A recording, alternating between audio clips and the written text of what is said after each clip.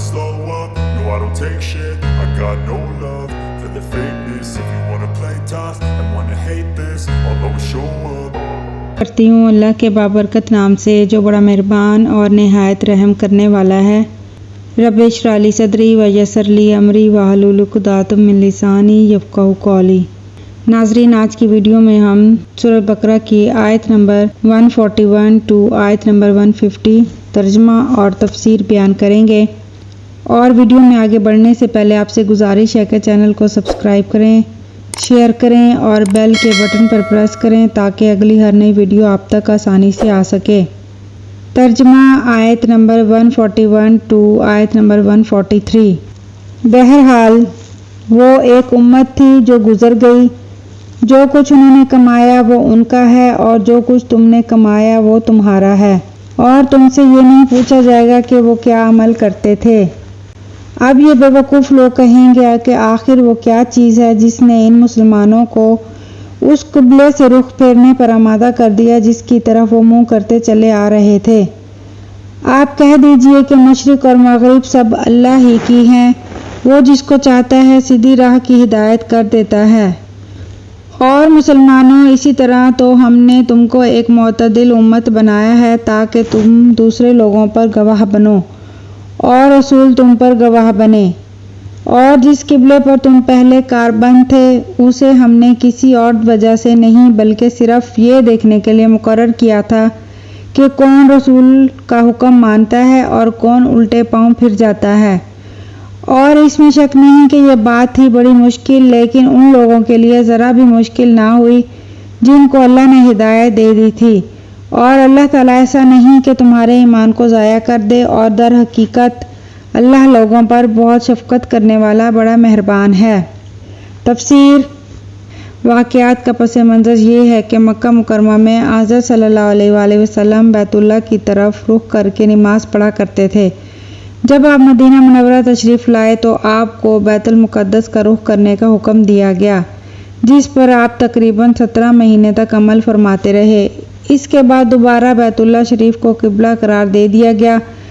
یہودی اور عیسائی اس تبدیلی پر بڑے اعتراضات کریں گے، حالانکہ یہ حقیقت اللہ تعالیٰ پر ایمان رکھنے والے ہر شخص کے لیے کسی دلیل کی محتاج نہیں کہ قبلے کی کوئی خاص سمت مقرر کرنے کا مطلب یہ ہرگز نہیں ہے کہ اللہ تعالیٰ قبلے کی سمت میں تشریف فرما ہے، وہ تو ہر سمت اور ہر جگہ موجود ہے،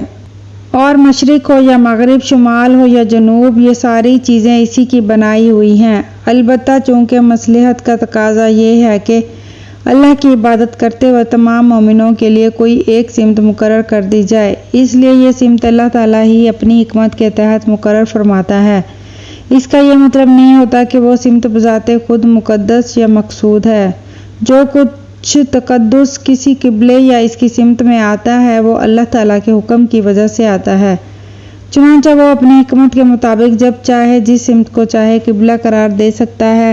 ایک مومن کا سیدھا راستہ یہ ہے کہ وہ اس حقیقت کو سمجھ کر اللہ کے ہر حکم کے آگے سر تسلیم خم کر دے، یعنی جس طرح ہم نے اس آخری زمانے میں تمام دوسری چیزوں کو چھوڑ کر کعبے کی سمت کو قبلہ بننے کا شرف عطا فرمایا، یعنی جس طرح ہم نے اس آخری زمانے میں تمام دوسری جہتوں کو چھوڑ کر کعبے کی سمت کو قبلہ بننے کا شرف عطا فرمایا اور تمہیں اسے دل و جان سے قبول کرنے کی ہدایت دی۔ اسی طرح ہم نے تم کو دوسری امتوں کے مقابلے میں سب سے زیادہ معتدل اور متوازن امت بنایا ہے، چنانچہ اس امت کی شریعت میں ایسے مناسب احکام رکھے گئے ہیں جو قیامت تک انسانیت کی صحیح رہنمائی کر سکیں۔ اس امت کو قیامت کے دن انبیاء کرام کے گواہ کے طور پر پیش کیا جائے گا۔ اس کی تفصیل صحیح بخاری کی ایک حدیث میں یہ بیان ہوئی ہے کہ جب پچھلے انبیاء کی امتوں میں سے کافی لوگ صاف انکار کر دیں گے کہ ہمارے پاس کوئی نبی نہیں آیا تھا، تو امت محمدیہ کے لوگ انبیاء کرام کے حق میں گواہی دیں گے۔ انہوں نے رسالت کا حق ادا کرتے ہوئے اپنی اپنی امتوں کو پوری طرح اللہ تعالیٰ کا پیغام پہنچا دیا تھا، اگرچہ ہم خود اس موقع پر موجود نہیں تھے، لیکن ہمارے نبی کریم محمد صلی اللہ علیہ وآلہ وسلم نے وحی سے باخبر ہو کر ہم کو یہ بات بتلا دی تھی، اور ہمیں ان کی بات پر اپنے ذاتی مشاہدے سے زیادہ اعتماد ہے۔ دوسری طرف رسول کریم صلی اللہ علیہ وآلہ وسلم اپنی امت کی اس بات کی تصدیق فرمائیں گے نیز بعض مفسرین نے امت محمدیہ کے گواہ ہونے کے یہ معنی بھی بیان کیے ہیں کہ شہادت سے مراد حق کی دعوت تبلیغ ہے، اور یہ امت پوری انسانیت کو اسی طرح حق کا پیغام پہنچائے گی جس طرح حضرت صلی اللہ علیہ وآلہ وسلم نے ان کو پہنچایا تھا۔ باتیں دونوں اپنی اپنی جگہ درست ہیں اور ان میں کوئی تعارض بھی نہیں۔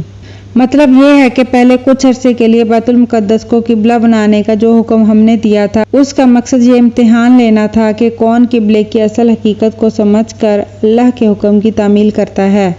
اور کون ہے جو کسی ایک قبلے کو بذات خود ہمیشہ کے لیے مقدس مان کر اللہ کے بجائے اسی کی عبادت شروع کر دیتا ہے۔ قبلے کی تبدیلی سے یہی واضح کرنا مقصود تھا کہ عبادت بیت اللہ کی نہیں اللہ کی کرنی چاہیے، ورنہ اس میں اور بت پرستی میں کیا فرق رہ جاتا ہے۔ اگلے جملے میں اللہ تعالیٰ نے یہ بھی واضح فرما دیا کہ جو لوگ صدیوں سے بیت اللہ کو قبلہ مانتے چلے آ رہے تھے، ان کے لیے اچانک بیت المقدس کی طرف رخ موڑ دینا کوئی آسان بات نہ تھی، کیونکہ صدیوں سے دلوں پر حکمرانی کرنے والے اعتقادات کو یکایک بدل لینا بڑا مشکل ہوتا ہے۔ لیکن جن لوگوں کو اللہ نے یہ سمجھ عطا فرمائی کہ کسی بھی چیز میں کوئی ذاتی تقدس نہیں اور اصل تقدس اللہ تعالیٰ کے حکم کو حاصل ہے، ان کو نئے قبلے کی طرف رخ کرنے میں ذرا بھی دقت پیش نہیں آئی، کیونکہ وہ سمجھ رہے تھے کہ ہم پہلے بھی اللہ کے بندے اور اس کے تابع فرمان تھے اور آج بھی اسی کے حکم پر ایسا کر رہے ہیں۔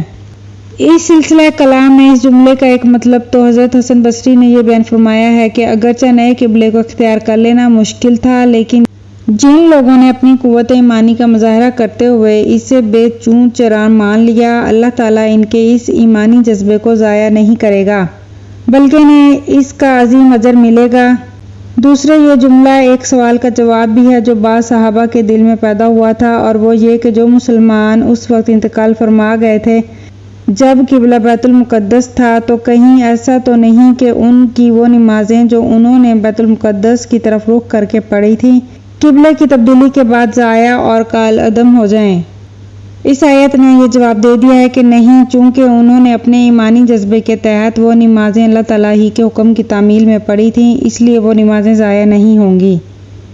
ترجمہ آیت نمبر 144 ٹو آیت نمبر 147۔ اے پیغمبر، ہم تمہارے چہرے کو بار بار آسمان کی طرف اٹھتے ہوئے دیکھ رہے ہیں، چنانچہ ہم تمہارا رخ ضرور اس قبلے کی طرف پھیر دیں گے جو تمہیں پسند ہے۔ لو اب اپنا رخ مسجد حرام کی سمت کر لو، اور آئندہ جہاں کہیں تم ہو اپنے چہروں کا رخ نماز پڑھتے ہوئے اسی کی طرف رکھا کرو۔ اور جن لوگوں کو کتاب دی گئی ہے وہ خوب جانتے ہیں کہ یہی بات حق ہے جو ان کے پروردگار کی طرف سے آئی ہے، اور جو کچھ یہ کر رہے ہیں اللہ اس سے غافل نہیں ہے۔ اور جن لوگوں کو کتاب دی گئی تھی اگر تم ان کے پاس ہر قسم کی نشانیاں لے آؤ تب بھی یہ تمہارے قبلے کی پیروی نہیں کریں گے، اور نہ تم ان کے قبلے پر عمل کرنے والے ہو، نہ یہ ایک دوسرے کے قبلے پر عمل کرنے والے ہیں۔ اور جو علم تمہارے پاس آ چکا ہے اس کے بعد اگر کہیں تم نے ان کی خواہشات کی پیروی کر لی تو اس صورت میں یقیناً تمہارا شمار ظالموں میں ہوگا۔ جن لوگوں کو ہم نے کتاب دی ہے وہ اس کو اتنی اچھی طرح پہچانتے ہیں جیسے اپنے بیٹوں کو پہچانتے ہیں، اور یقین جانو کہ ان میں سے کچھ لوگوں نے حق کو جان بوجھ کر چھپا رکھا ہے، اور حق وہی ہے جو تمہارے پروردگار کی طرف سے آیا ہے، لہذا شک کرنے والوں میں ہرگز شامل نہ ہو جانا۔ تفسیر۔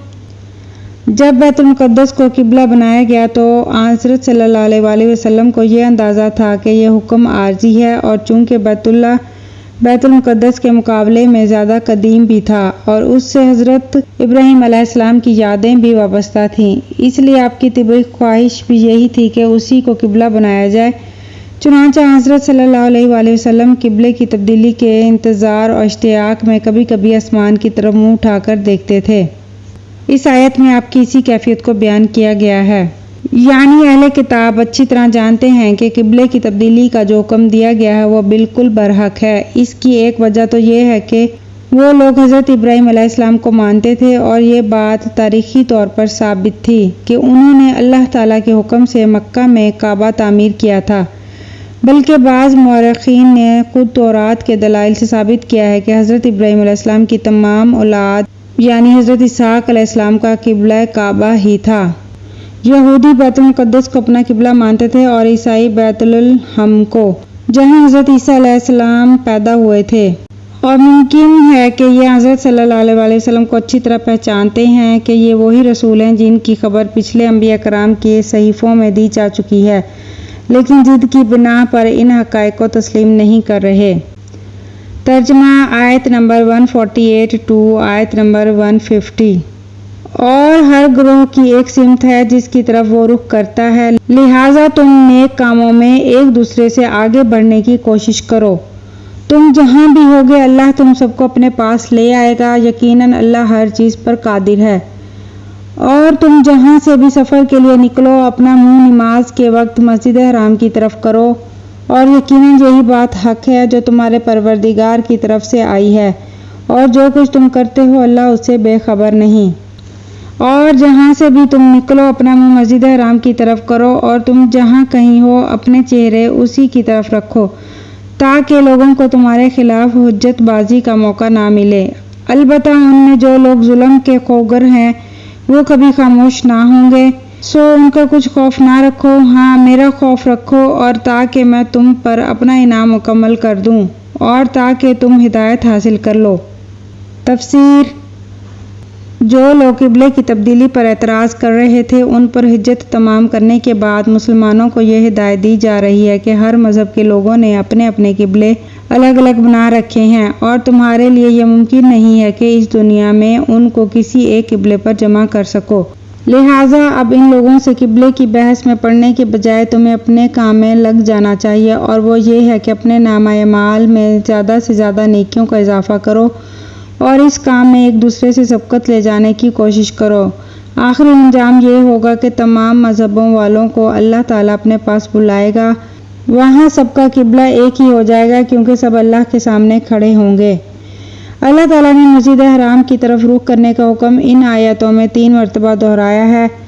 اس سے ایک تو حکم کی اہمیت اور تاکید جتلانی مقصود ہے، دوسرے یہ بھی بتانا ہے کہ قبلے کا رخ کرنا صرف اس حالت میں نہیں ہے جب کوئی شخص بیت اللہ کے سامنے موجود ہو، بلکہ جب مکہ مکرمہ سے نکلا ہو تب بھی یہی حکم ہے، اور کہیں دور چلا جائے تب بھی یہ فریضہ ختم نہیں ہوتا۔ البتہ یہاں اللہ تعالیٰ نے سمت کا لفظ استعمال فرما کر اس طرف بھی اشارہ کر دیا ہے کہ کعبے کا رخ کرنے کے لیے یہ ضروری نہیں ہے کہ انسان کعبے کی 100% سیدھ میں ہو، بلکہ اگر سمت وہی ہے تو کعبے کی طرف رخ کرنے کا حکم پورا ہو جائے گا، اور انسان اس معاملے میں اتنا ہی مکلف ہے کہ وہ اپنے بہترین ذرائع استعمال کر کے سمت صحیح متعین کر لے۔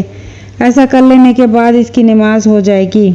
اس کا مطلب یہ ہے کہ جب تک بیت المقدس قبلہ تھا یہودی یہ حجت کرتے تھے کہ دیکھو ہمارا دین برحق ہے، اسی لیے یہ لوگ ہمارے قبلے کو اختیار کرنے پر مجبور ہوئے ہیں، اور مشرکین مکہ یہ بحث کرتے تھے کہ مسلمان اپنے آپ کو حضرت ابراہیم علیہ السلام کا متبع کہتے ہیں، مگر انہوں نے ابراہیمی قبلے کو چھوڑ کر ان سے سنگین انحراف کر لیا ہے۔ اب جبکہ قبلے کی تبدیلی میں جو مصلحت تھی وہ حاصل ہو گئی، اور اس کے بعد مسلمان ہمیشہ کے لیے کعبے کو قبلہ قرار دے کر اس پر عمل پیرا ہوں گے، تو ان دونوں کی حجتیں ختم ہو جائیں گی۔ البتہ وہ کٹ حجت لوگ جنہوں نے اعتراض کرتے رہنے کی قسم ہی کھا رکھی ہے ان کی زبانیں کوئی نہیں روک سکتا، لیکن مسلمانوں کو ان سے خوف کھانے کی ضرورت نہیں، انہیں اللہ کے سوا کسی سے نہیں ڈرنا چاہیے۔ اللہ پاک سے دعا ہے کہ اللہ پاک قرآن پاک کے نور سے ہمارے دلوں ہمارے گھروں کو روشن کرے اور ہمیں اسے پڑھنے، اس کو سمجھنے اور اس پر عمل کرنے کی توفیق دے۔